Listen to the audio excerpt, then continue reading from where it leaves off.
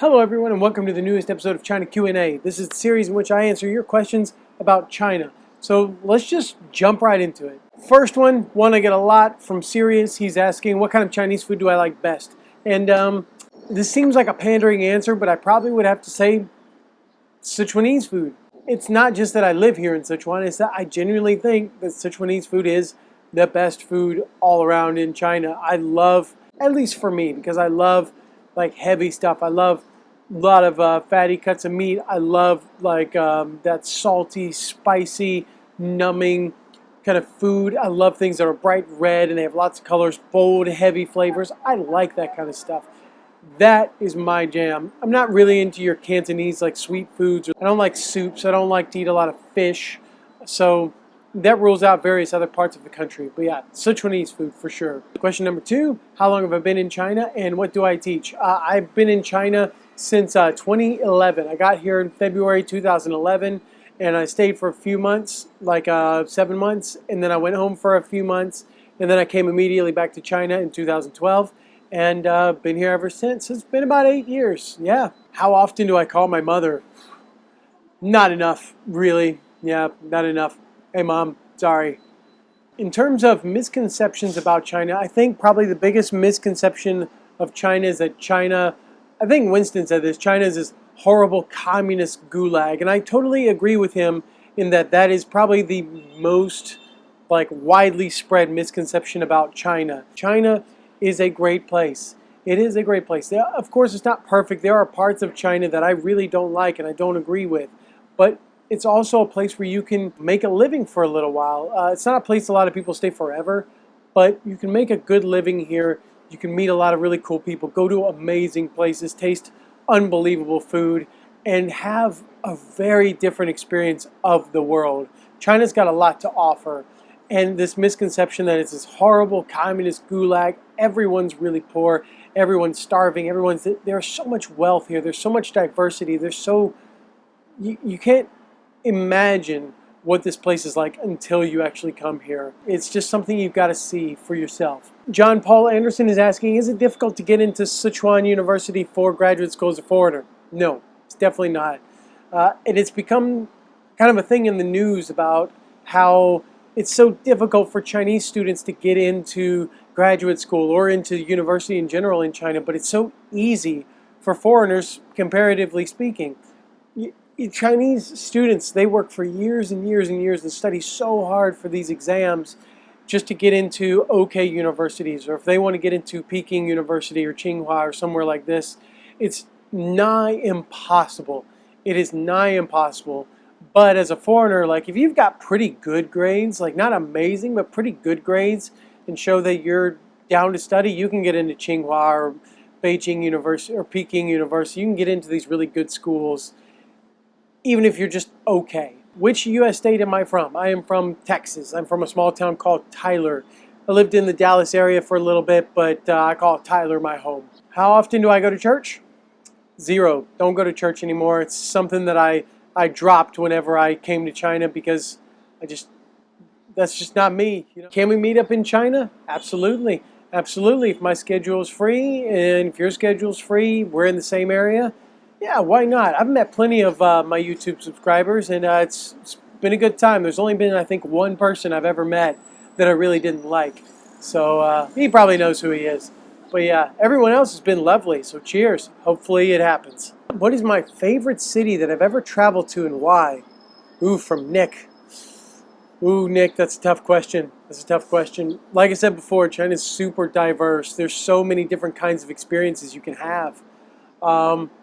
I'll give you a region. I think that northwest China, and specifically Gansu, is really severely underrated. It's severely underrated because it's a whole different side of China. It is more traditional China. It is less international China. You get a lot of Uyghurs. You get a lot of Muslims. You get a lot of you get a few Kazakhs every now and then. It's a whole different sort of vibe up there. You get a lot of high desert. In southern Gansu, you've got a lot of greenery. When you get up into North Gansu, it's all desert. You're getting into kind of the Gobi Desert area, if I've got my geography right. But Dunhuang is a really cool city. And the areas around Jiangye are really nice as well. The city of Jiangye is kind of eh. City of Dunhuang is really nice, small town, oasis city. Dunhuang is awesome. I'd recommend that for sure if you're looking for something different, a less traveled to city by foreigners. That's it. Andrew's got an interesting question. Is there a career ladder for English teachers in China? Yes and no, I would say. If you are doing the training school thing, they definitely have a career ladder because you start just as a normal teacher, and then you can go up into being something like a manager, a foreign teacher manager, and then you can go up to be the manager of the foreign teacher managers, and then you can get into curriculums, and then you can get into training. You can get into this and this. Like there's definitely a ladder in that training school path for sure. But once you get up into universities, like university teaching, you could even consider that a move up if you like. Once you get into universities, you're kind of stuck there. You don't have anywhere to go from there, which is why I'm considering leaving university teaching and moving into something else. But yeah, there's just nowhere to go once you start teaching at university, or move up that more corporate ladder in the training school centers or in the training centers. But yeah, that's about it. We've got a question that I get a lot of people from non-English speaking countries. They want to teach English in China and they don't know how, or they don't even know if they can. And technically speaking, no, you're out. Sorry, just because of the nature of where you're from. And I find that really unfair. I think if you have a good English ability and you've got credentials, you've got a CELTA, or you've got some kind of like high-level TESOL certificate, or you've got a really high IELTS or something, I think you should be able to teach English here, but that's not the way the government sees it. They want native English speakers as teachers. There's lots of illegal work that you can do, come over on a different visa and whatever. You can do that, but it's not something I would advise. It does depend city to city. Chengdu is really trying to crack down on that. Shenzhen cracks down on that every now and then. Beijing does. There are other places where you can kind of bend the rules a little more, but it's not something I would advise. So yeah, unfortunate news. One of my favorite dudes, snarky guy down there in Shanghai, he's asking about non-spicy Sichuan food. Yeah, you could definitely get non-spicy food here in Chengdu. Like one of the most famous dishes, if not the most famous dish, is Kung Pao chicken. And that's not spicy at all. If anything, it's a sweet dish.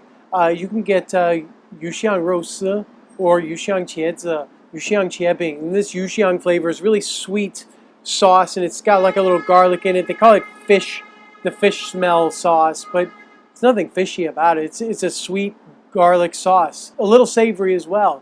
Yeah, like so those are three dishes that you can get in Sichuan that aren't spicy at all. Great. Yeah, we actually have another one from Peng Fu, which is about the misconceptions of China that Americans have. And yeah, that's definitely something that I probably need to just make a whole video about that because there's a lot we can get into. So I'll save that one and make another video just for you, Mr. Peng. And who was the other one? A Real Millennial Talk. So you two, you'll have a video coming just for you. Another one of my favorite dudes, Alex Absolute. Yes, he's asking about the China YouTuber community. He is a China YouTuber himself. I'll plug his channel because I love the dude. What would I like to see from it? I would just like to see, I don't know what I'd like to see. I'd just like to see some really thoughtful videos and also just some daily life stuff. Like what are people doing at their jobs? What do they do kind of during the week?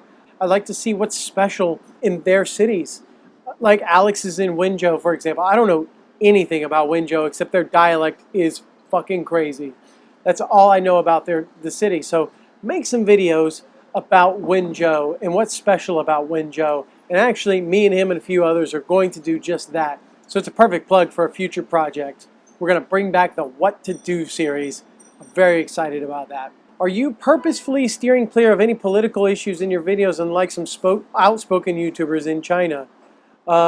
Yes, I am. I don't talk politics anymore because there were a couple of videos and a live stream or two that I mentioned it, and I got reported to my work by that, and I lost a job here in China because of that.